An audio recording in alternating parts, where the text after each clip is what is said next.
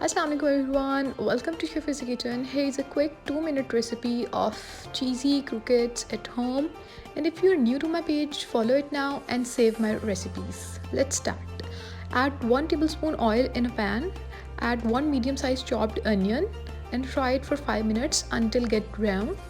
Now add 250 gram of boiled or fried chicken in a shredded form. Now add 1 tablespoon of ginger garlic paste. Now we want some boiled mashed potatoes. I am taking 3 medium-sized potatoes. If you can mash your potatoes with your hands finely, then you do not need to grate it. Now add your mashed or boiled potatoes in a pan. Now mix it well with the mixture. Now heat it for 5 minutes so all the water dries up. So now we are on our way to add some spices. Adding 1 teaspoon of salt and red chili flakes.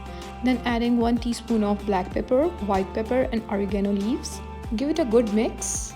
If you are a cheese lover, you will be excited now because I am grating some mozzarella cheese. Add handful of grated mozzarella cheese in 1 egg yolk. Then we will mix it well. This cheese and egg yolk will bind your mixture very well.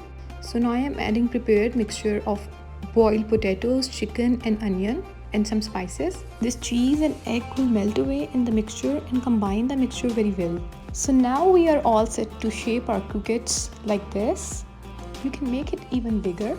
I am giving it a smaller shape because in our home we all have small tummies. We need to freeze it for 1 hour. Now put 1 hour frozen croquettes in white flour, then in egg white and then in breadcrumbs. With the help of egg white, the breadcrumbs will stick well.